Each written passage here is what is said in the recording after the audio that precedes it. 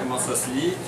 Dans le cadre du peut-être 7e, 8e Festival Parlure d'ici, à Memramcook, un festival annuel qui cherche à célébrer le conte et les différentes traditions orales en Acadie. Avec le format de la soirée, ce soir, on essaie tout le temps de mélanger un petit peu des formes artistiques. Donc ce soir, je suis vraiment excité qu'on ait deux poètes, on a un musicien, on a un historien qui va conter l'histoire, disons comme le conte dans les histoires, je ne sais pas comment expliquer ça.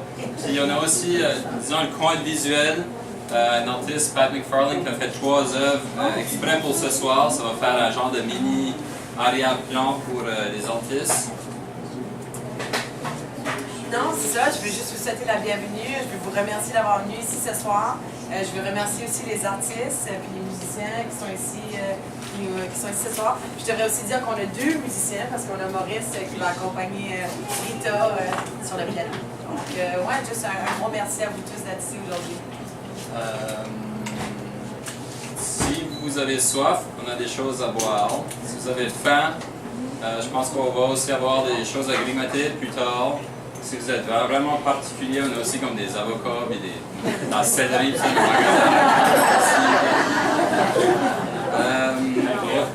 Bon retrouvailles 94 à tout le monde aussi. Sans plus tarder, j'aimerais inviter notre premier artiste ce soir, poète Rita Offray, qui va être accompagné de M. Maurice, piano. Rita a gagné beaucoup de compétitions de poésie, elle a été au Festival Fry plusieurs fois, donc je vous donne un warm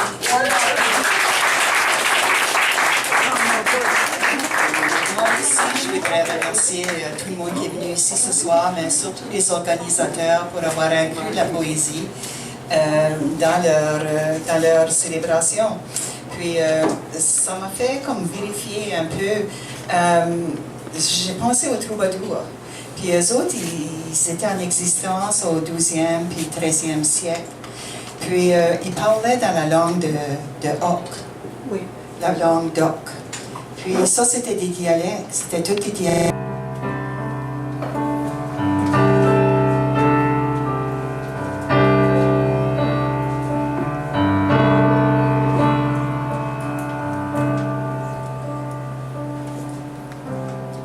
Avant ton départ, pouvez-vous m'entendre? Avant ton départ, j'ai rêvé à comment tu t'es senti abandonné. Puis les rêves, ça dit tout.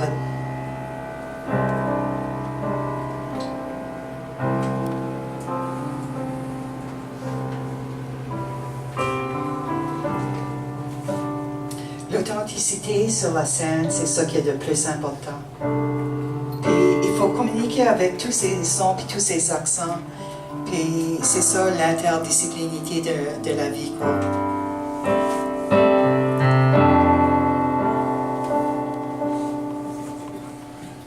J'ai envie de te dire qu'il fait une belle journée au village des Comons. J'ai tellement de choses à dire, c'est le mois de juillet et l'air est transparent.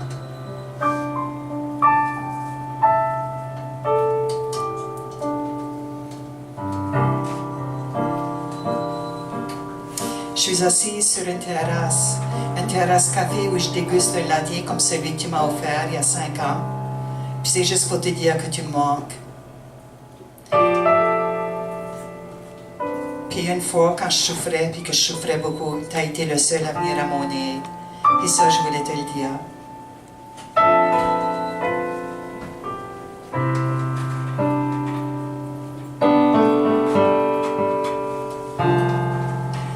Puis je pense tout le temps à ton exubérance, puis à ta joie gauche.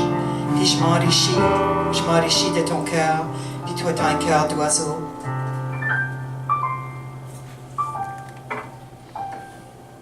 C'est ainsi que je traîne dans les cafés, puis je donne des livres de poésie. Je donne des livres de poésie aux étrangers.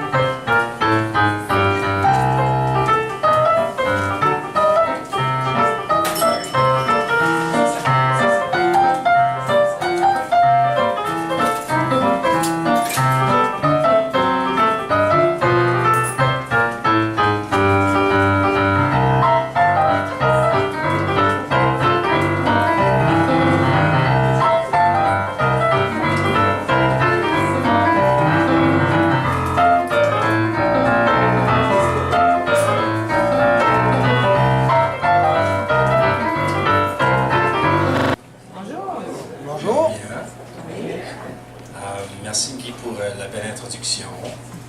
Ça me fait plaisir d'être ici pour partager, je dirais, mes connaissances. Moi, j'ai fait 3 ans d'études à l'Université de Moncton à la maîtrise, après mon bac en histoire. J'ai fait 3 ans de maîtrise en histoire sur les Acadiens à l'époque de la Prohibition, et plus spécifiquement sur la contrebande d'alcool en Acadie à l'époque de la Prohibition. Et plus précisément encore, j'étudiais le littoral du Nouveau-Brunswick, en me concentrant surtout sur le comté de Kent.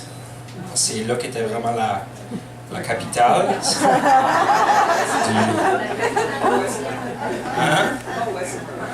Ben, non, il y avait du stuff à Westmoreland pareil, c'est juste qu'à Bouctouche, il y avait Tom Nolan. Là, j'entends des Tom Nolan. Qui était. Hein? Il y avait des Richards aussi. Il y avait des Richards sortants. Et non, Tom Nolan, il était appelé le King des bootleggers, puis il était installé à Bouctouche. Mais il y avait aussi des affaires à Moncton. Mais en tout cas, tout ça pour dire, j'ai étudié le littoral acadien, puis pour vous mettre en contexte un peu d'où je tiens ces informations-là, c'est que dans les années 70, il y a des ethnologues à l'Université de Moncton, donc des gens qui étudient les traditions orales, qui se sont promenés un petit peu partout en Acadie et qui ont interviewé des personnes d'un certain âge qui vivaient à cette époque-là. Certains d'entre eux ont bootlegué, donc dans les années 70, ils étaient rendus qu'ils avaient 75, 80 ans. Donc ils parlaient, et c'est vraiment une étude que j'ai faite à partir de la mémoire orale, de l'histoire orale et de la mémoire collective. Donc c'était ma source principale, des gens qui racontent cette époque-là. Et à cause de ça, ben, c'est pas comme si j'aurais étudié des archives de police, ou c'est différent. Ça veut dire que je suis tombé quand même sur toutes sortes de récits, toutes sortes d'histoires, toutes sortes d'anecdotes, certaines choses qu'on pourrait qualifier de légendes aussi. Je vais en parler un peu plus tard. Donc voilà. La première chose que je vais faire, c'est mettre une mise en contexte. On aime parler de la prohibition, puis du bootlegging, puis du rum running, mais souvent, on se situe pas trop, là. On pense surtout à la prohibition aux États-Unis. Hein, quand on pense prohibition, on pense au Volstead Act, qui a rendu l'alcool illégal aux États-Unis de 1919 à 1933. 14 ans. Un amendement à la Constitution américaine. Et à ce jour, et dans toute l'histoire des États-Unis, c'est le seul amendement qui a été mis et qui a été enlevé. Ça vous donne une idée à quel point ça ne marchait pas bien. Ça, c'est pour les États-Unis, mais il y a beaucoup de gens qui ne savent pas, et moi-même, je ne le savais pas en commençant cette étude-là, que la prohibition était au Canada aussi, mais pas de la même façon. La façon que c'est arrivé, c'est que durant la Première Guerre mondiale, le Canada, le fédéral, a installé une prohibition nationale, un peu comme aux États-Unis, mais avant, dans la Première Guerre mondiale. À la fin de la guerre, le Canada disait OK, il enlève la prohibition, mais il y a plusieurs provinces, plusieurs groupes de personnes, c'était surtout un mouvement, la prohibition des anglo-protestants, qui voulaient, non, on veut garder la prohibition, c'est une bonne idée. Et donc, le Canada a laissé les provinces, après, voter chacun dans des référendums provinciaux. C'était une femme de Moncton qui était interviewée. Et puis elle contait ça que, elle se souvient d'entendre la prohibition, c'était son frère. Et puis son frère, lui, ben, il participait à ces affaires-là. Là. Puis ils avaient fait ce scheme-là, c'était dans un champ, je sais pas dans quelle région, elle ne précise pas. Mais ils parchaient des flashlights, une espèce de flashlight sur le bout de des pâches. Puis ils mettions les pâches dans le champ. Là, tu avais 2 pâches qui pompaient du champ la nuit avec des flashlights au bout, puis ça ballottait. Ben là, le monde pensait que c'était des feux follets. Puis c'était la même affaire, puis c'était pour attirer la police. Puis là, la police arrivait là, parce que quasiment tout le village allait là pour aller voir ce qui se passe. Puis apparemment que la police avait même peur d'aller checker. Et elle a dit ça, elle a dit, mon frère était couché dans le gazon. Il était couché dans l'herbe, puis il riait comme un fou. T'sais? Puis pendant ce temps-là, ben, lui, au loin, il pouvait voir que le truck chargé, ben, il s'en allait par le comté de Kent pour délivrer son alcool. Puis elle a fini son témoignage, elle disait « Oh, on avait du fun ce temps-là. » Nice lady. Ouais. Tu l'avais presque. Presque, c'est ça que je pensais. Chargé de projet. C'est que dans le fond, c'est toutes les tâches connexes. Tout ce que Marie ne veut pas faire. Je présente ma patronne, Cadia. Je travaille pour les éditions Retourneurs Acadie depuis 4 ans. Puis on est allé au Salon de l'île de la péninsule acadienne, pardon, en fin de semaine, puis j'ai attrapé un rhume. Je suis un petit peu enrhumé là. Ouais, tout le monde me pose la question là. D'où tu viens de, pourquoi est-ce que tu t'appelles Lord est mort, puis etc. Je vais juste vous faire une petite mise en contexte vite là. Moi je suis originaire du Québec, mais avant de partir en peur, ma famille du côté de mon père est effectivement québécoise. J'ai été élevé en partie au Québec, mais ma mère est d'origine acadienne. Puis c'est vraiment fascinant de voir comment cette famille-là, qui n'est pas royale, a été dispersés partout. Il y a des lords, qui se sont retrouvés en Martinique, au Connecticut, au Massachusetts, puis au Québec. Et moi, mon ancêtre s'est retrouvé sur la pointe d'une île, l'île aux Coudes. Sa femme, qui était une Blanchard, est décédée. Il était là avec ses... que j'ai créé, là. Je pense pas qu'ils ont tout rapport avec le bootlegging, par exemple. Mais le dernier s'appelle Moonshine Poetry, puis c'est un peu disons, ce qui va enrober ou conclure ou le climax de tout. Je vais commencer par un premier. La solitude. J'avais pas vraiment le droit, mais j'en pouvais plus. J'ai lu pendant ma retraite à la solitude. J'étais là une couple de jours pour faire le plein, pour respirer mieux. J'ai ouvert le livre qui était posé devant moi. Même si on n'est pas supposé de lire pendant cette retraite-là, on doit s'habituer au silence et prendre la pleine mesure de la nature.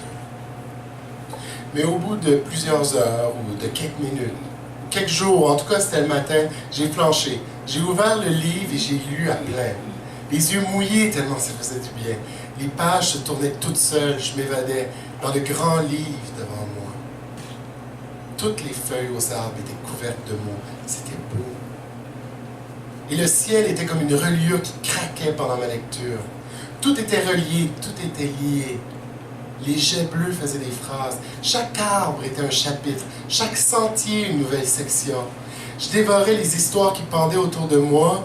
9 pages, 9 idées, fraîches comme la rosée, neuves comme tout ce qui est ancien et qui renaît chaque matin. Dans le silence après d'en haut, comme si le monde était un livre. Le monde était un livre et j'étais son lecteur.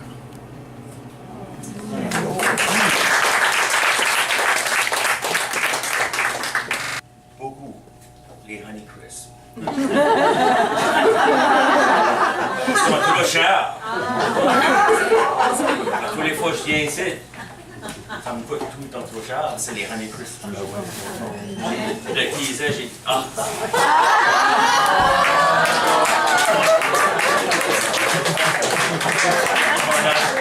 Je m'en ai acheté 2 jours passés, ready. C'est ici que je viens chercher mes pommes, puis ça me fait un grand plaisir.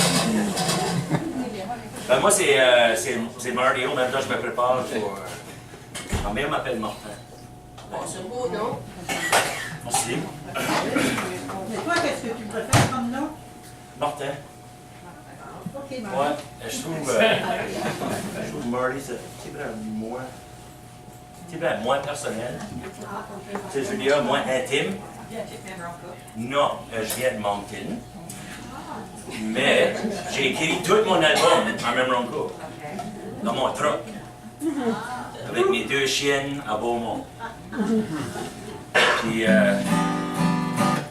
c'est même que ça s'est fait pour moi. Puis, c'est ça, moi je suis comme un rookie pour des soirées comme ceci. Ça me fait vraiment plaisir d'être ici avec vous autres. Et puis, un petit peu comme notre dernier invité, moi aussi j'ai pogné une grippe la semaine passée dans les poumons. So, on va tenter du mieux de vous faire une couple de pièces, mais avant j'aimerais juste me présenter. un petit peu qui ce que je suis, puis de où ce que je viens. So, j'ai 40 ans, je suis né à Moncton, à la City Hospital. Ouais, pas à la Georges Dumont, c'est ma mère avait tombé. C'était pas ça qui m'est arrivé, ben, elle avait tombé de mort avant d'accoucher, puis elle a été obligée d'aller à la City pour des traitements spéciaux. So, c'est là que je suis né, le 23 septembre 1977. So, j'ai 40 ans le mois passé. Merci. J'ai grandi principalement à Hildegard, jusqu'à ma childhood crush ici ce soir. C'est une soirée spéciale pour moi. C'était Nicole. Ceux qui connaissent Nicole. Nikki. Puis, c'est ça, à Hildegard, ben, c'était dans le nord de Moncton, mais j'ai passé beaucoup de mon temps à Parkton, parce que ma mère venait de Parkton. C'était notre paroisse, after all, c'était Notre-Dame-de-Grâce. Ma mère était la directrice de la chorale là, puis ma mère et ses sœurs, puis ses frères aussi chantent dans les messes. C'était ça les dimanches, les samedis, on passait du temps en masse là. Right? C'était l'église, c'était la place qu'on était le plus durant la semaine, vraiment. Parce que ma mère était tout le temps là, so il fallait qu'on aille avec elle. Je suis un fier Acadien, très fier d'ailleurs. J'ai grandi dans une maison remplie d'amour et des good times avec des laughs en masse. Je me considère chanceux d'avoir eu une couple de bons parents qui nous ont vraiment bien. Il y en a de vous autres qui les connaissent, les parents aussi. Une couple. Ouais. Des girls. Puis dans le thème de la soirée à soir, ben, entre autres, on parle de bootlegging. Puis moi, j'attache un petit peu le bootlegging au vieux temps. Parce que pour moi, c'est le bon vieux temps. Tu sais.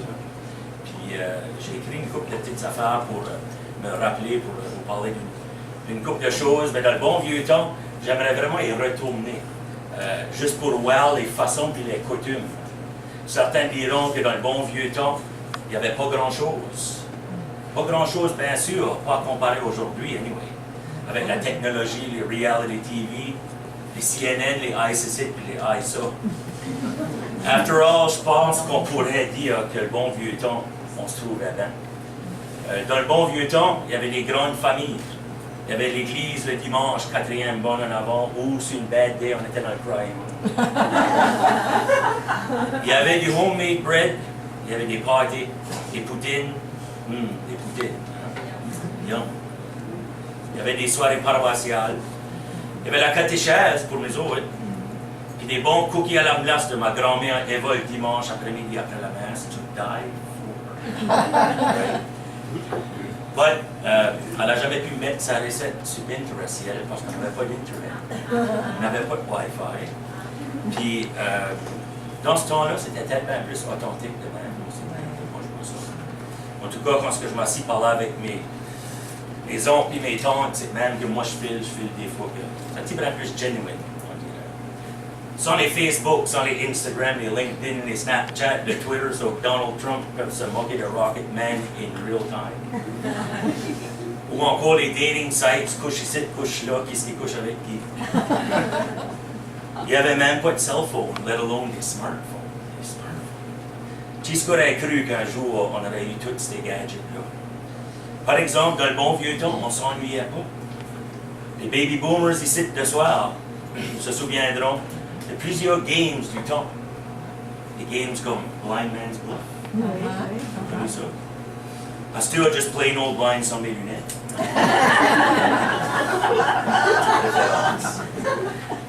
C'est des jokes. Mes parents étaient baby boomers, puis je les aime beaucoup, je vous aime aussi. Il y avait les marbles. Pasteur, c'est mon Dieu, je parle de marbles. Il y avait du hopscotch, Pasteur, c'est. Je skip du scotch. Plus relax, à l'arrêter. On jouait au docteur, Pasteur, c'est on visite le docteur. Les infamous spin the bottle. Ouh, ouais, spin the bottle. C'était connu comme je pop une Viagra. Ah oui, ben, il ne faut pas oublier le kick the can. Oui, C'est quasiment plus proche du kick the bucket, mais vous n'êtes pas là, vous êtes ici. C'était pour avoir la fun, vraiment. Je me demande qu'est-ce que les jeunes d'aujourd'hui faire rien avec pas d'Internet et pas de Wi-Fi. Des fois, je me demande. Moi, ça m'a donné, j'ai écrit une tune sur le Wi-Fi. C'est sort of un hommage aux baby boomers d'une manière parce que l'histoire a venu un après-midi que j'étais au chalet, mes parents m'ont allé les visiter, puis j'étais tout le temps attaché à ma phone. Obviously, c'est un petit peu dans la génération. Puis, plus qu'on vieillit, plus qu'on réalise qu'on veut se déconnecter de ça. Mais anyway, ce jour-là, j'étais là, puis j'avais ma phone. Puis, on était à Sainte-Marie, le Wi-Fi était pas great. Tu sais. Jeez, le 3G work pas bien. Je parlais à ma mère. Elle dit, arrête, avec ton téléphone, tu sers à ça. On n'a pas de Wi-Fi ici, c'est pour une raison. C'est pour venir ici, puis qu'on se parle, puis qu'on se conte des histoires du passé, puis qu'on oublie le reste des choses qui se passent au cours d'une journée. Tu vois rien que ça un mur, tu sais. Je dis, comment, non, c'est vrai, c'est vrai. So là, j'ai décidé d'écrire, d'aller court, actually, puis écrire ce tune ici. Je vais prendre de l'eau first, parce que, comme vous pouvez voir, ma gorge se sèche vite, là.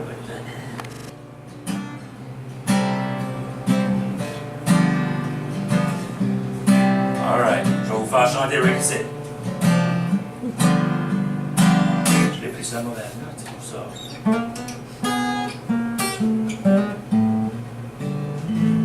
Y'a pas de Wi-Fi.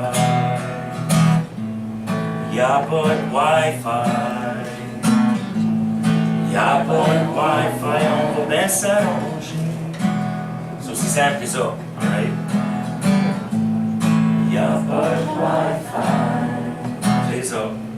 Y'a pas de Wi-Fi. Y'a pas de Wi-Fi. C'est ça. Alright. C'est comme si c'est ma mère qui me parle. Y'a pas de Wi-Fi, veux-tu bien te calmer? On pourra rire ensemble, puis se raconter les belles histoires qui nous viennent à l'idée.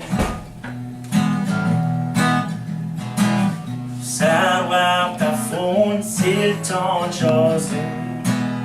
Alright, c'est le refrain. Y'a pas de Wi-Fi. Y'a pas de Wi-Fi. Y'a pas de Wi-Fi. Puis on va bien s'arranger. Dans le...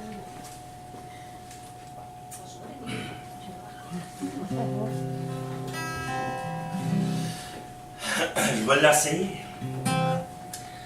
Il y a une étoile dans mon cœur, une belle étoile, porte-bonheur, celle qui me guide à travers